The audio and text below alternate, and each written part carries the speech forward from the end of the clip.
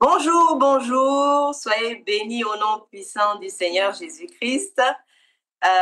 Quel jour merveilleux, quelle grâce merveilleuse que de pouvoir à nouveau partager ensemble la parole de Dieu. Alors, je suis la servante de Dieu Valérie Marcel Keza et je vous dis bienvenue dans l'émission Pierre Vivante. Alléluia, c'est merveilleux. C'est merveilleux d'être encore vivant. C'est merveilleux d'être en bonne santé. C'est merveilleux quand on a traversé tellement de choses.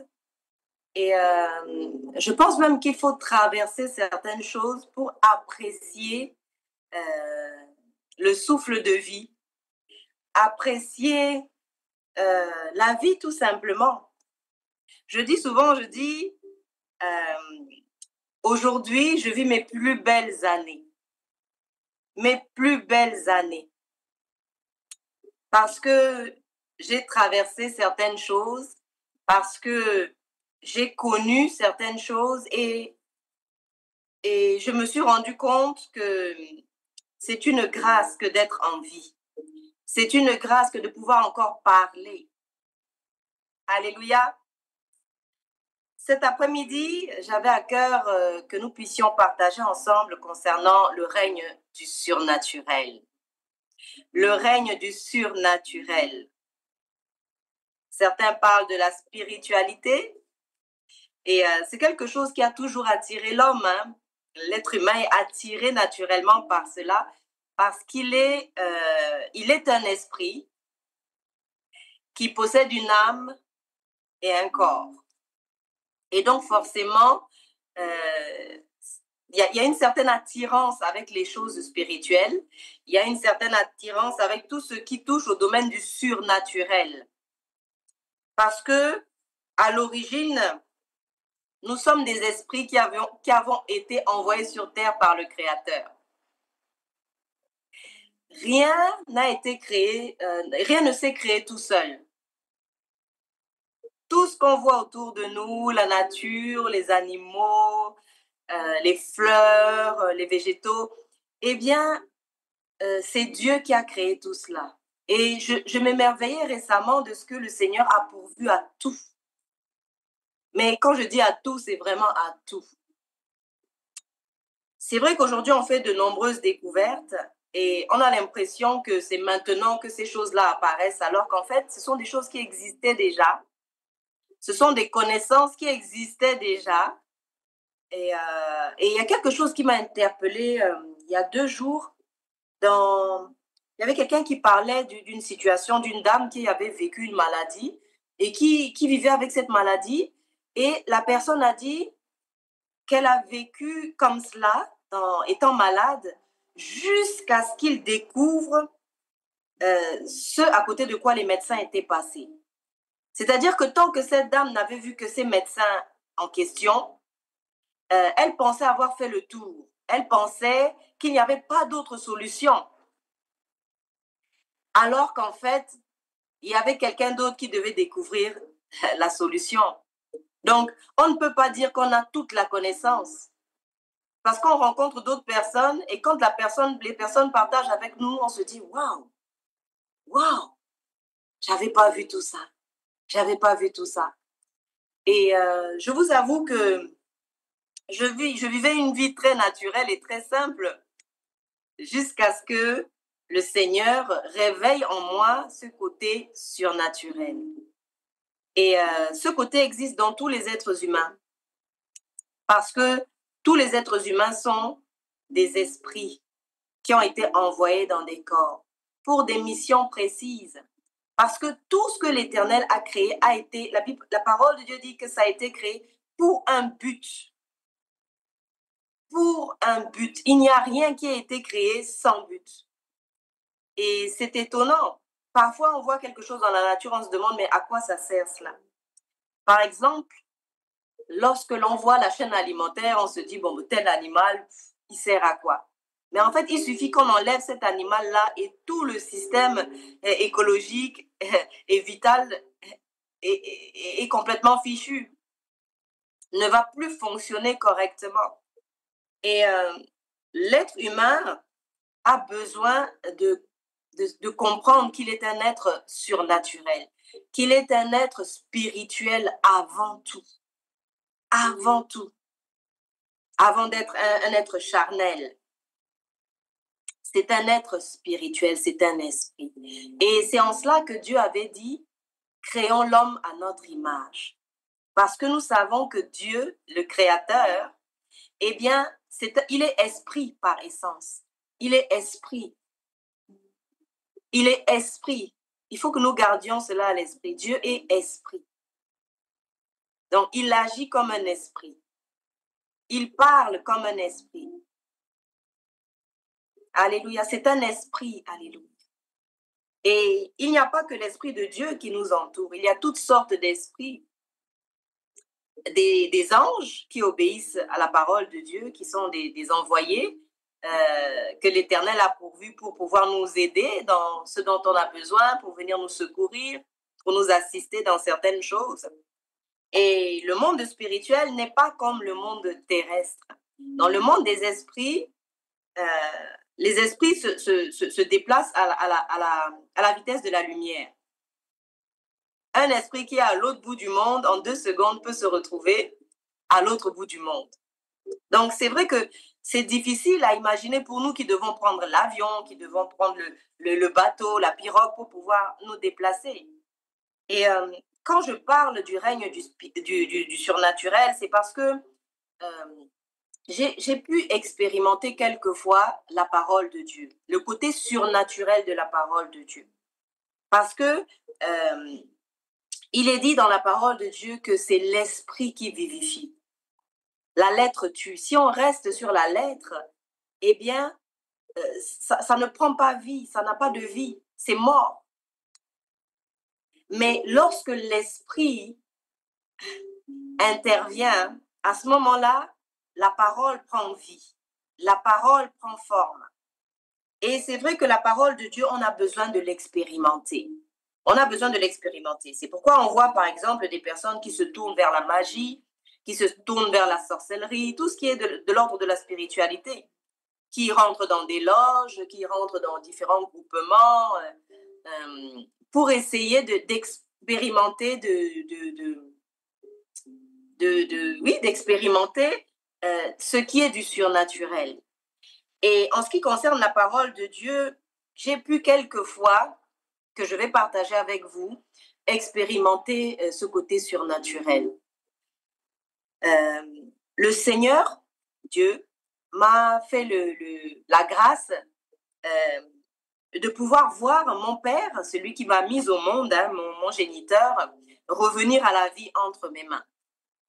Alors, je vais vous expliquer un petit peu comment cela s'est passé. Alors, quelques mois avant qu'il ne parte, moi, je n'habitais déjà plus chez mes parents et je me rappelle que ma maman m'a appelée en urgence et elle m'a dit, viens, je crois que ton père, c'est fini, il s'en va. Et j'ai couru, je suis arrivée et je suis rentrée dans la chambre et j'ai vu mon papa et l'esprit de mort était en train de le saisir. Il délirait et il était vraiment en train de partir. Et à l'époque, j'étais chrétienne, convertie, mais je n'avais encore pas expérimenté ce genre de situation. Et donc, je suis sortie de la chambre et j'ai pris mon téléphone. J'ai appelé mon pasteur de l'époque, le pasteur Wamongene, qui est en République centrafricaine, l'église Sion, que je salue très fortement. Et c'est là que j'ai fait mes premiers pas en 99 et que j'ai donné ma vie au Seigneur après avoir été convaincue. Et je l'ai appelé, il m'a dit, mais Valérie, moi je suis à une place mortuaire, je suis très loin de l'endroit où tu te trouves. Donc, écoute, tu mets tes 2 genoux par terre et puis tu pries ton Seigneur et tu lui demandes d'intervenir dans cette situation parce que moi je ne peux rien faire pour toi. Et je me suis mise à genoux et j'ai parlé à Dieu. J'ai pleuré devant Dieu. Je lui ai dit, Seigneur, mon père ne te connaît pas encore. Le jour où il t'accepte, tu pourras le prendre. Et je me suis relevée et j'ai laissé mon papa. Et quelques jours après, il allait mieux. Donc, 2-3 mois plus tard, Ce soir-là, je dormais chez mes parents et on a entendu un grand bruit. Et c'était en Afrique, et vous savez qu'en Afrique, il y a souvent, parfois, des brigands qui arrivent, voilà, qui viennent faire des braquages et tout cela. Et moi, j'ai cru que c'était des brigands qui étaient entrés. Et en fait, c'était mon papa qui était tombé dans les toilettes. Ma mère est venue, elle a toqué à la porte de ma chambre, elle m'a dit, Valérie, je ne sais pas quoi faire. J'ai dit, qu'est-ce qui s'est passé? Elle me dit, c'est ton père, il est tombé dans les toilettes.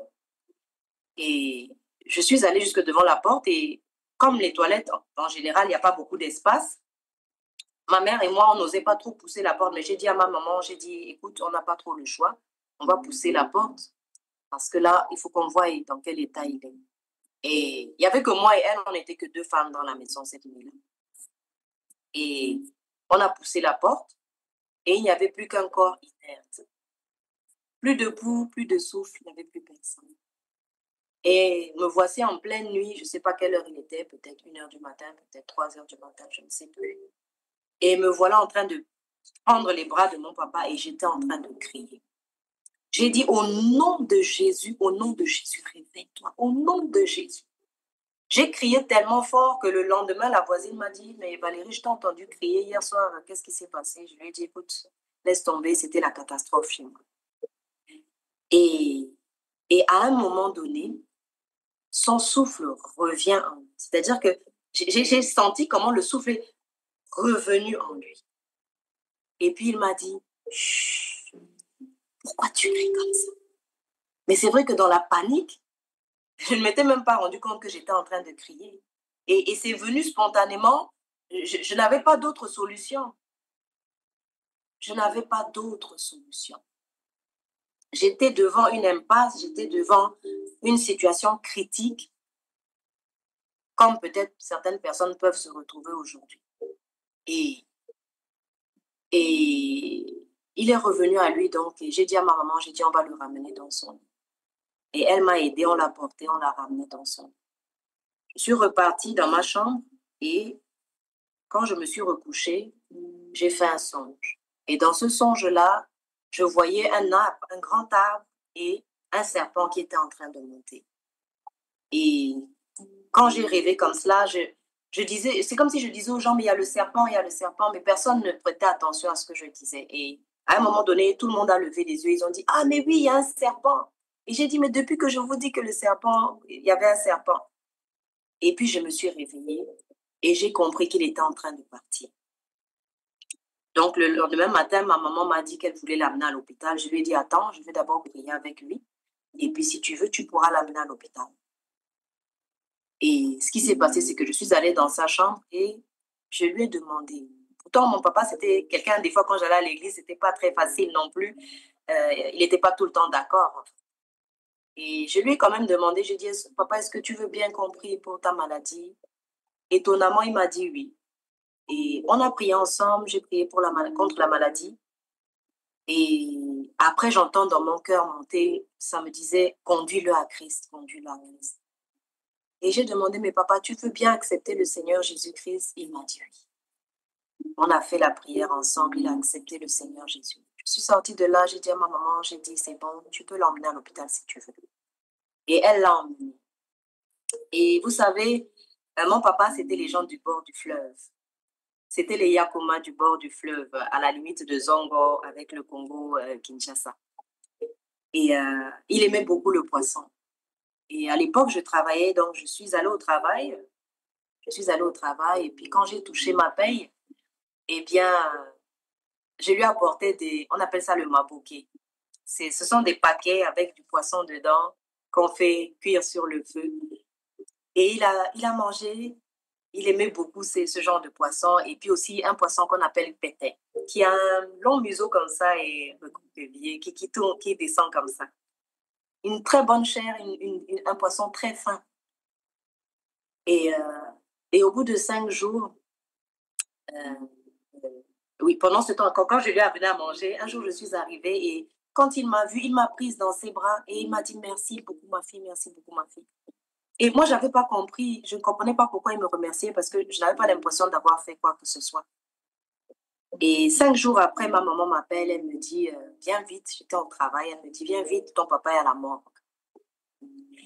Elle me dit, c'est fini. Donc, je me suis dépêchée, j'ai quitté le travail, je suis allée à la morgue et j'ai vu la dame arriver avec le brancard vers moi et elle a enlevé le drap. J'ai voulu poser la main sur sa tête pour prier à nouveau. Je me suis dit, je peux encore imposer les mains et il va se relever.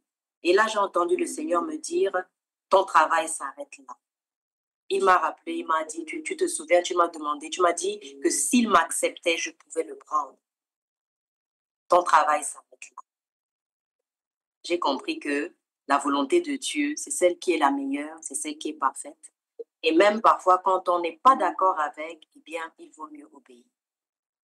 Et là, j'ai enlevé la main et la dame qui tenait qui tirait le brancard m'a dit, elle m'a dit en sango, c'est la langue centrafricaine, le Centrafrique que je salue très fortement.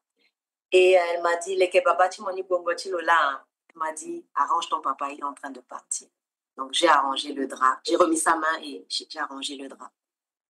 Et elle est partie avec. Et j'ai vraiment glorifié le nom du Seigneur. À la place mortuaire à la maison, les mamans qui venaient du village sont venues. C'était des mamans que je n'avais même jamais vues, hein, parce qu'elles venaient vraiment du village pour venir soutenir parce que mon papa était parti. Et on a dansé ce jour-là, mais on a dansé. Les gens ne comprenaient pas pourquoi je dansais comme ça. Et je dansais parce que dans la famille, on avait une tante qui était dans la sorcellerie et qui livrait comme cela chacun de ses frères. Elle a livré comme ça au moins 5 ou 6 frères, plus des sœurs aussi. Et, euh, et elle n'a pas réussi à obtenir, on va dire, à manger l'âme de mon papa. Et elle était très étonnée. Je me souviens, parfois, j'étais à la maison et elle m'amenait souvent de la nourriture, des poulets, des paquets de courges. Et quand je mangeais, mais alors la nuit, c'était l'horreur. Je me vidais et d'un liquide noir. Et quand j'ai expliqué aux gens, ils m'ont dit, mais c'est du poison. Donc, dans la nuit, je pouvais souffrir. Le matin, elle venait toquer au portail. C'est moi qui ouvrais. Et elle me regardait. Je l'emmenais derrière, je lui donnais vous savez, les sièges en bois qu'on a en Afrique, qui sont mis ensemble avec des pieds en bois. Et elle s'asseyait dessus, elle me regardait. Puis un jour, elle m'a demandé, mais tu vas à l'église où? J'ai dit, je vais à l'église à Boyrat. Elle m'a dit, tu prends un taxi plus un bus? Je dis, oui, je prends un taxi plus un bus. Elle m'a regardée. Elle est décédée aujourd'hui, mais c'était une grande victoire. C'était une grande victoire. Parce que vous savez, le travail de l'ennemi sur la terre, quand il vous fait subir des choses difficiles, quand il vous attaque, quand il vous rend la vie difficile, il peut vous faire passer par des épreuves, par des choses difficiles.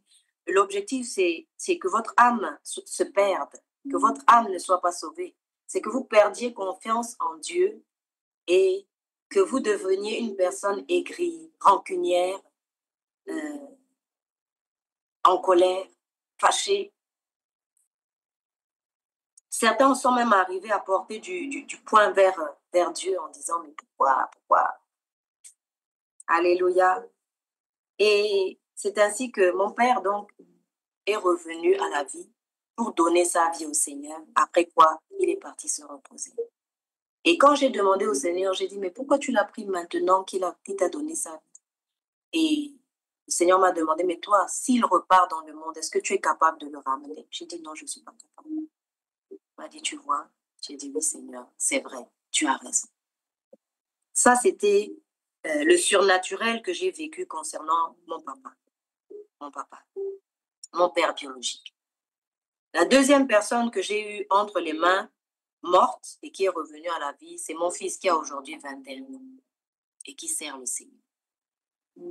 À l'époque, il avait 6 ans et j'avais reçu dans ma maison un couple qui était soi-disant serviteur de Dieu et qui en fait était dans l'occultisme.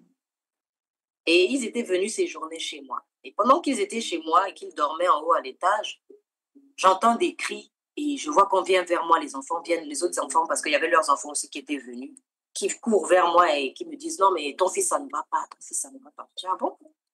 Je monte, je prends Yann, donc un corps, allongé sur le lit, je prends le corps, il n'y avait plus rien dedans.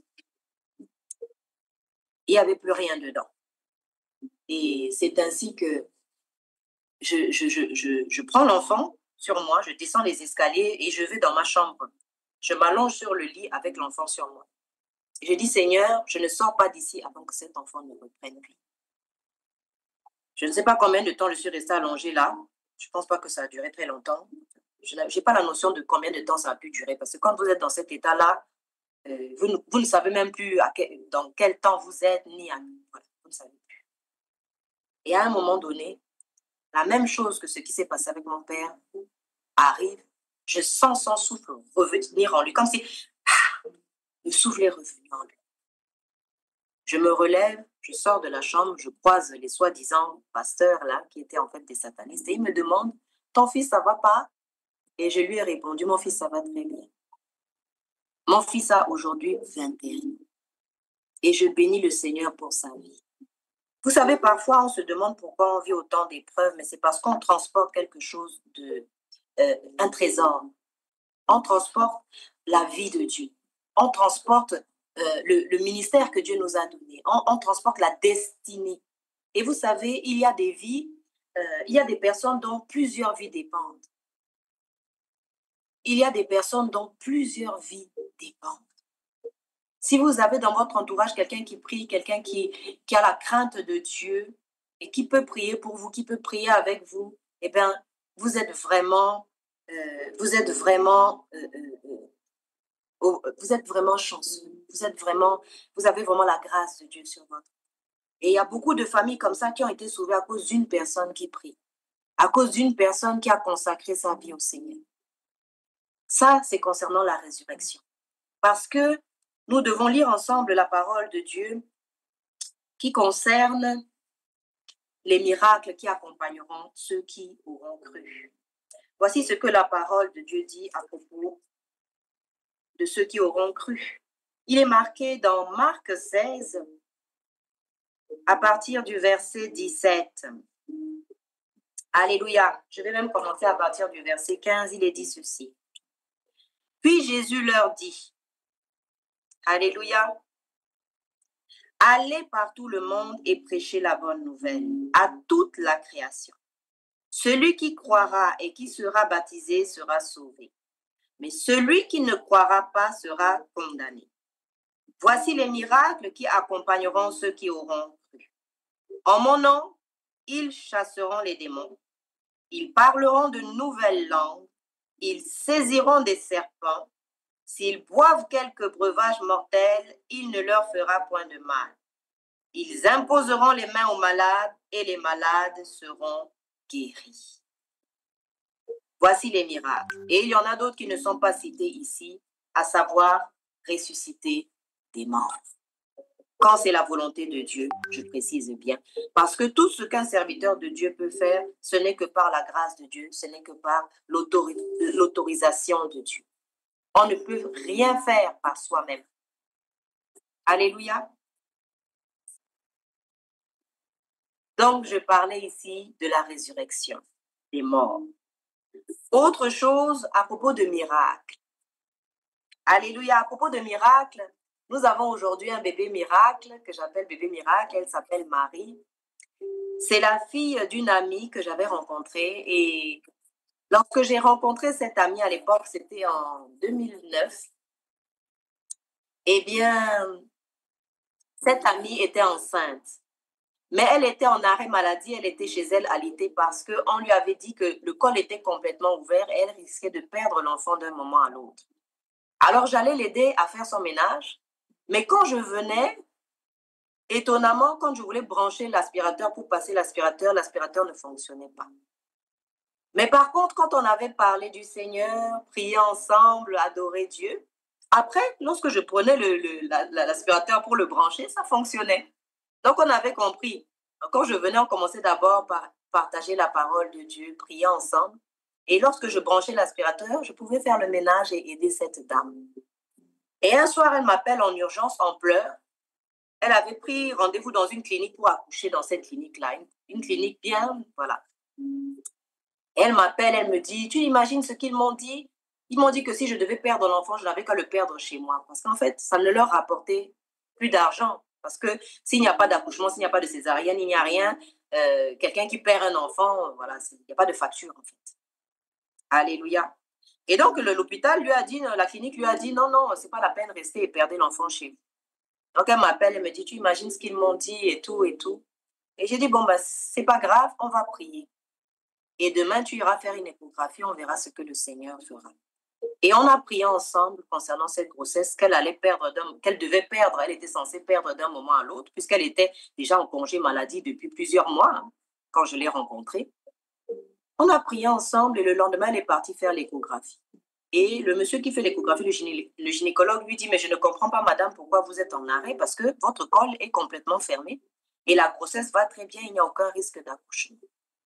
Le Seigneur a changé une situation du tout au tout. Il a renversé la situation.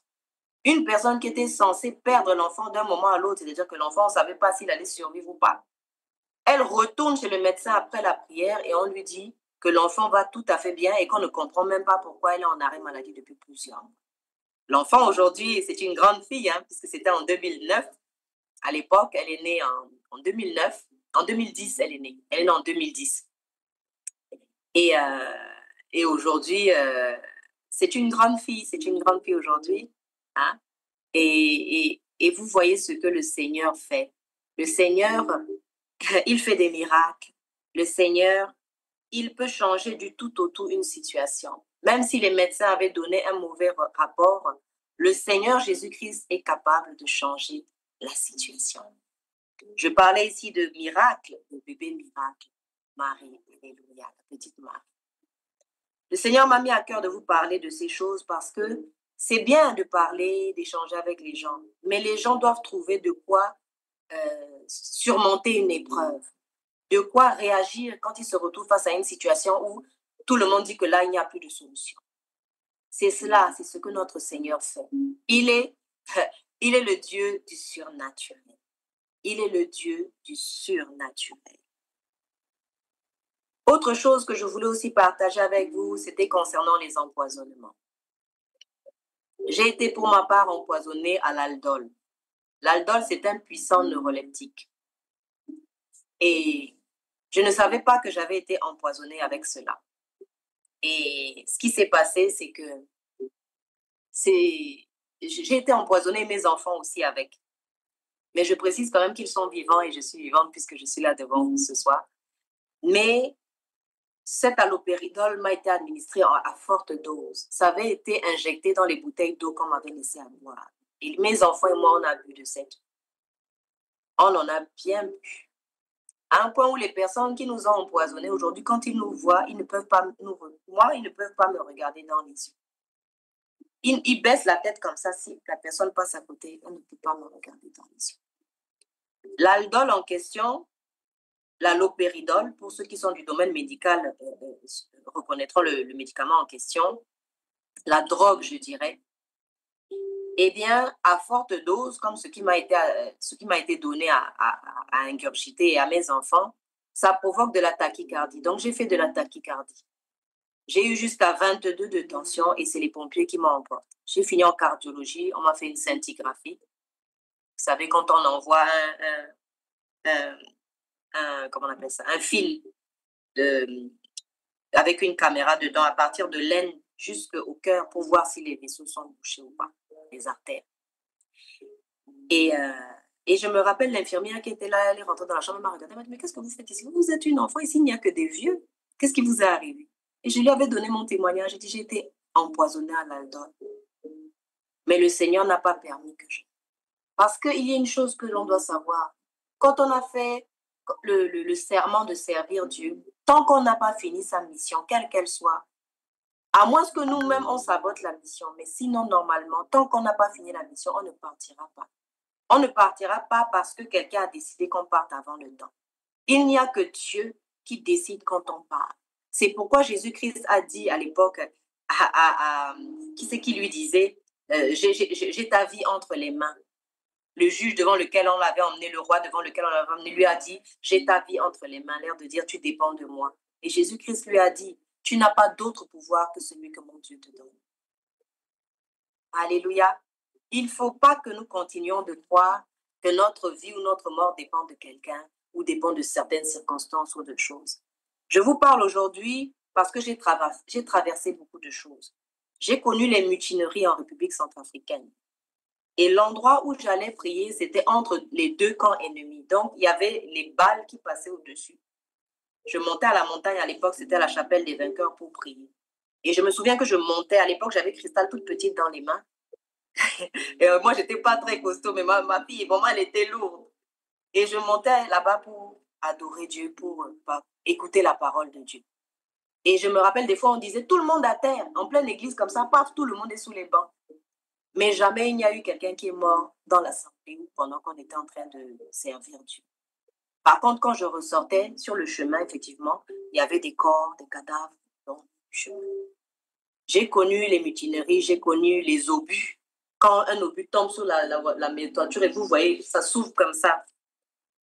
Ça s'ouvre comme ça s'éclate comme ça. J'ai connu cela aussi.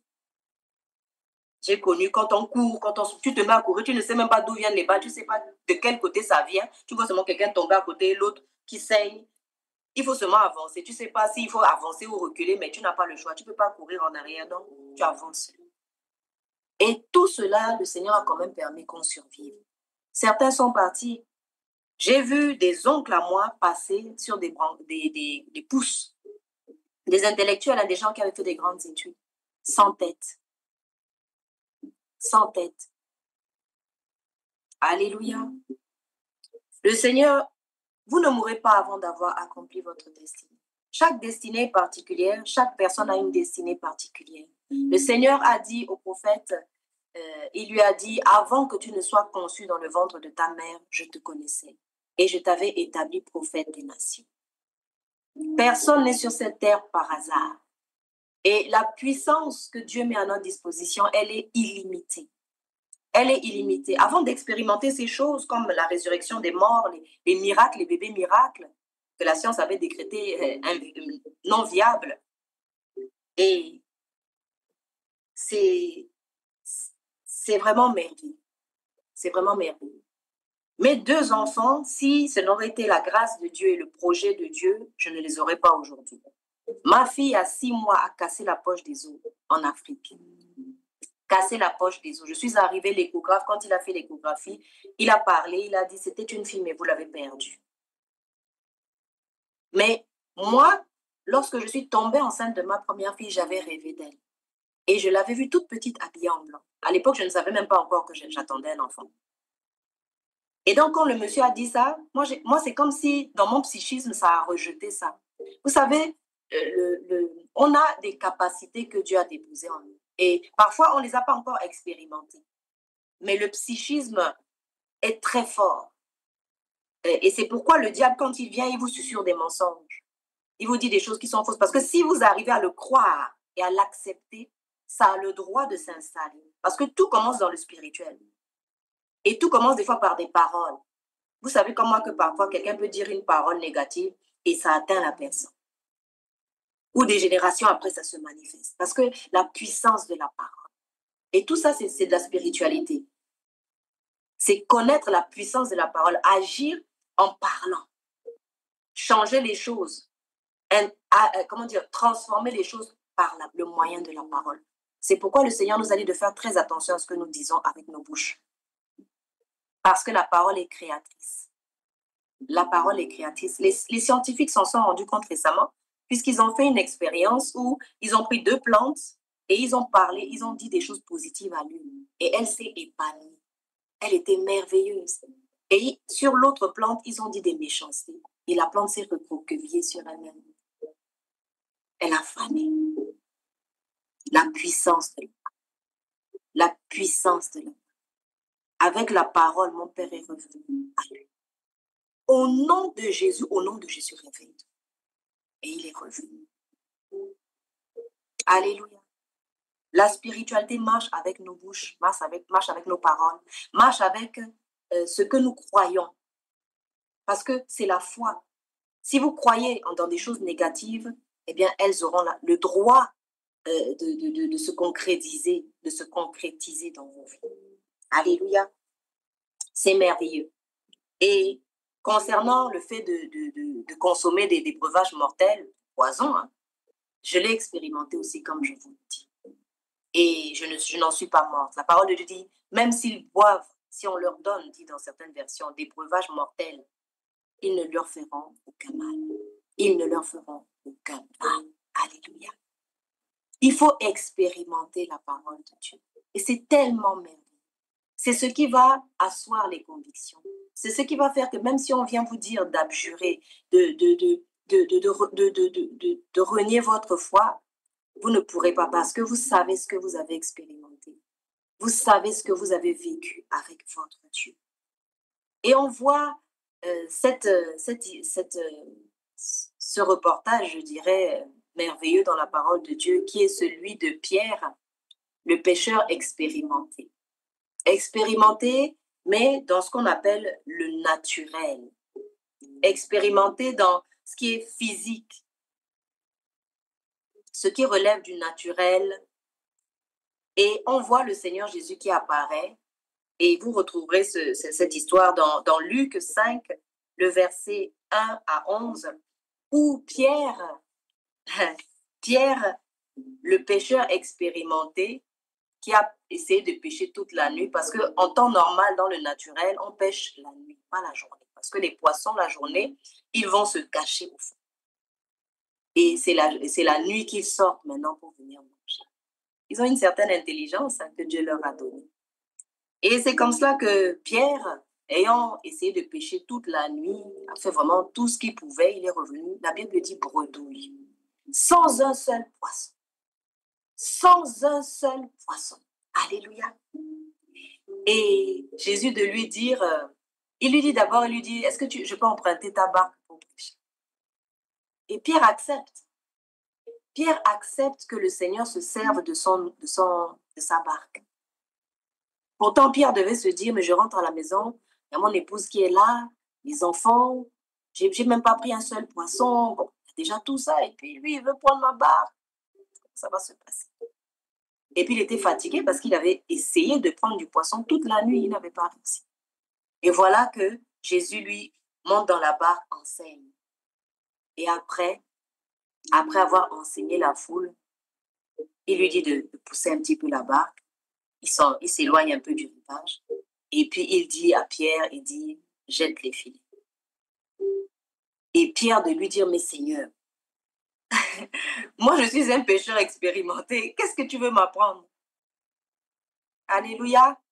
Est-ce que le Seigneur peut nous apprendre encore quelque chose? Est-ce qu'il peut nous amener un peu plus loin? Est-ce qu'il peut nous étonner encore aujourd'hui?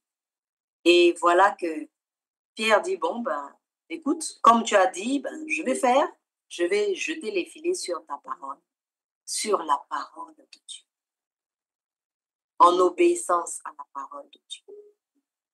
Alléluia. C'était contraire à la loi de la nature. Mais il a jeté les filets et la parole de Dieu dit qu'il y avait tellement de poissons qui ont été pris dans les filets que Pierre s'est rendu compte que ça, ce n'était pas une pêche normale. Ça, ce n'était pas une intervention naturelle. Ça relevait de l'ordre du surnaturel.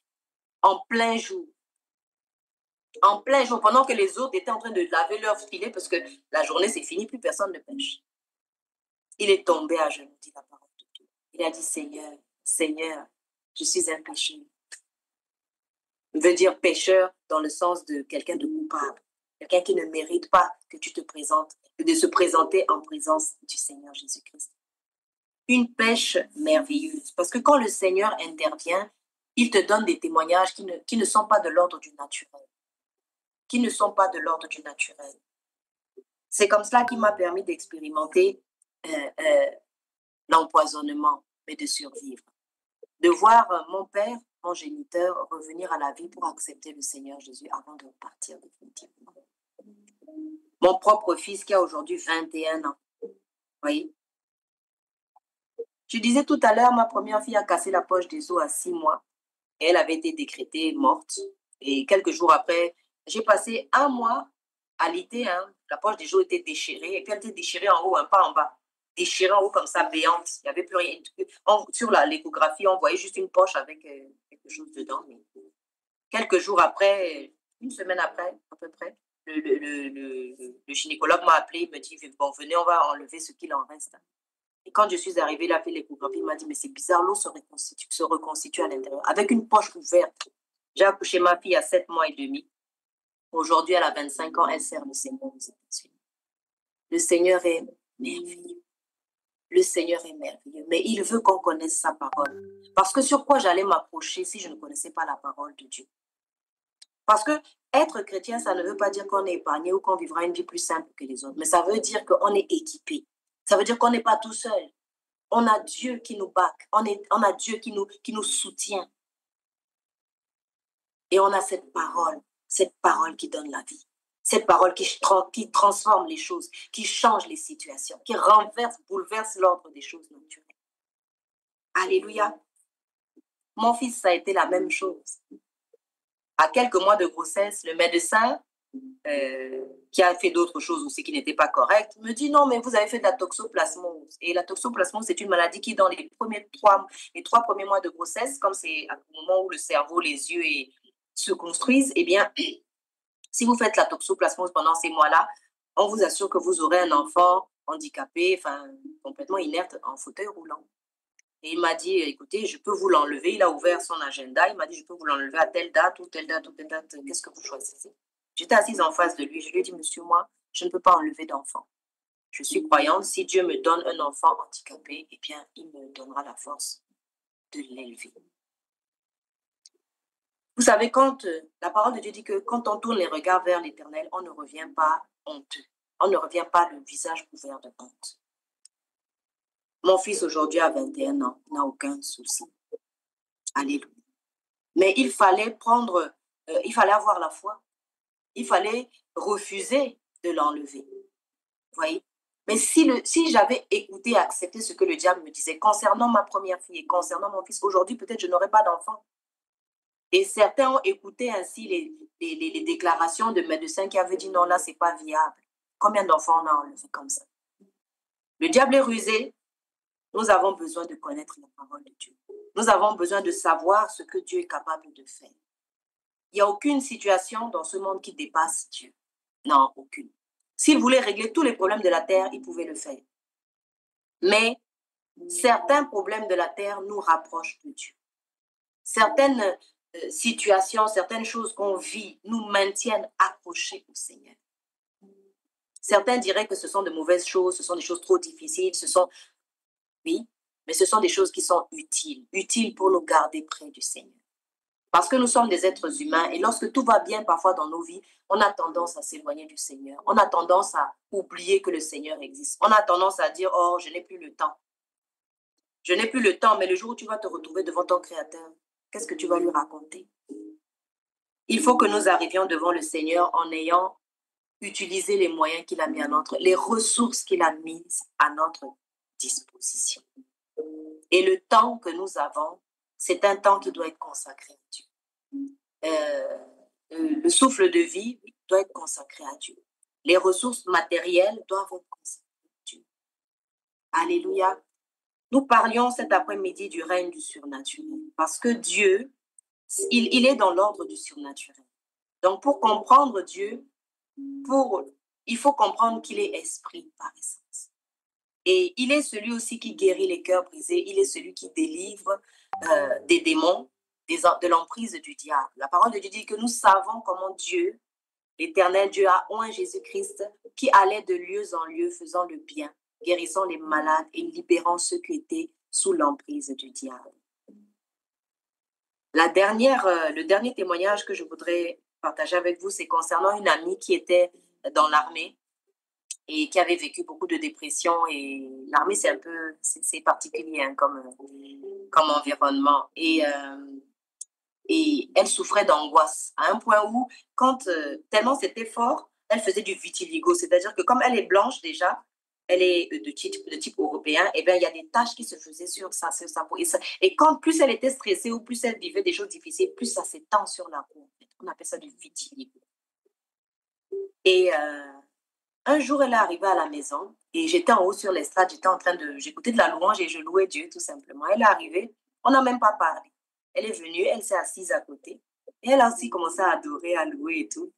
mon amie Brigitte, que je salue grandement, qui est aussi la maman de bébé Miracle Marie. Et, euh, et voilà comment, à un moment donné, on a continué à louer, on a loué. La présence de Dieu était tellement forte. À un moment donné, j'entends à côté de moi un hurlement, on dirait un loup. J'ai entendu un truc comme ça, mais vraiment fort. J'ai continué à louer, louer, louer. Après, elle a loué. Et puis elle m'a dit, Valérie, j'ai été délivrée de l'esprit d'angoisse. De l'esprit d'angoisse. C'est sorti comme ça. La présence de Dieu fait fuir les démons. Il n'y a pas forcément besoin de toucher les gens, imposer les mains. La présence de Dieu. Dans la présence de Dieu, il n'y a pas de maladie. Donc, forcément, si la présence de Dieu descend, eh ben, les maladies s'enfuient. Les morts même ressuscitent. Il y a un témoignage comme ça dans l'Ancien Testament où ils étaient en train d'aller enterrer un mort. Et puis, il y avait le tombeau d'un prophète qui était là, quelqu'un qui avait servi Dieu. Et je ne sais pas ce qui s'est passé, il y a eu quelque chose qui s'est passé. Ils ont voulu fuir. Et en fuyant, ils ont jeté le corps du cadavre dans la tombe du serviteur de Dieu. Et le serviteur de Dieu est ressorti de là vivant, il a commencé à courir avec les autres. La puissance de la résurrection, la puissance du surnaturel. Alléluia. Dieu ne veut pas que nous restions dans le naturel. Dans beaucoup d'églises aujourd'hui, il n'y a plus la présence de Dieu. On a la théologie, on a la connaissance, c'est bien, mais il faut que la foi intervienne, que vraiment on sache que tout ce qui est relaté dans la parole de Dieu, ce ne sont pas que ce sont pas des mythes, ce sont des histoires véridiques, puisque aujourd'hui encore on expérimente ces choses. Et je prie vraiment que ces choses, que vous puissiez les vivre, que vous puissiez les expérimenter, parce que c'est ça qui fait asseoir la foi. C'est ça qui amplifie la foi. Alléluia. Et nous ne devons pas croire en des choses qui sont des histoires, des choses racontées comme ça. Nous devons croire en quelque chose qui agit réellement encore aujourd'hui dans la vie des gens. Et c'est ce que les gens ont besoin de voir. C'est ce que les gens ont besoin d'expérimenter. On en a assez des théologies, de ceci, de cela. Et nous devons aussi bien connaître la parole de Dieu. Parce qu'il y a certaines manifestations dans certaines assemblées aujourd'hui qui ne viennent pas du tout du Saint-Esprit. Qui ne viennent pas du tout du Saint-Esprit et qui sont humiliantes pour les personnes, qui sont vraiment, qui n'ont aucun intérêt pour le Seigneur. La raison pour laquelle le Seigneur a réveillé mon père de la mort, c'était pour qu'il vienne accepter le Seigneur avant de partir. La raison pour laquelle le Seigneur a réveillé mon fils de la mort, c'est parce qu'il est serviteur de Dieu. Mais si c'est juste pour multiplier les richesses des gens, ça c'est pratiquement de la sorcellerie. Ça satisfait l'ego humain, la chair. On parle ici du surnaturel de Dieu, le surnaturel du Créateur. Ça a un objectif. Dieu se manifeste pour que la gloire revienne à son nom. Tout lieu, tout endroit où on pratique des choses et que à la fin on ne dit pas la gloire soit rendue à Dieu, eh bien cela ne vient pas de Dieu. Et le discernement est nécessaire. Le discernement est nécessaire. Mais il ne peut venir que si on connaît la parole de Dieu. Nous devons connaître la parole de Dieu. On ne doit pas être ballotté ici et là, tout vent de doctrine. Celui-ci dit c'est du bleu qu'il faut mettre, l'autre dit que c'est du jaune qu'il faut mettre, l'autre qui dit, vous entendez toutes sortes de choses aujourd'hui avec les médias et avec l'intelligence artificielle qui vient de débarquer. Eh bien, ça va être la confusion totale. Si on n'a pas un cœur attaché vraiment au Seigneur, à la vérité, à des valeurs pures comme la justice, la sainteté, la sanctification, la bonté, eh bien, on va se perdre dans toutes sortes de choses. Et ce n'est pas le projet de Dieu pour nos vies. Voilà. Nous parlions cet après-midi du surnaturel de Dieu.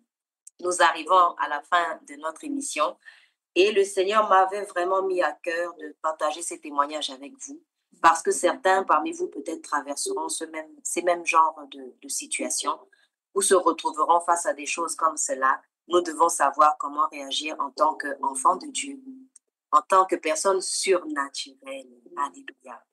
Voilà, c'était la servante de Dieu Valérie Marcel Chiesa et j'espère vraiment que ces témoignages vont vous fortifier et vont vous amener à aller plus loin avec le Seigneur, à expérimenter le Seigneur et à pouvoir voir la gloire de Dieu se manifester dans vos vies. Je vous dis à très bientôt sur les pierres vivantes. À très bientôt, soyez bénis.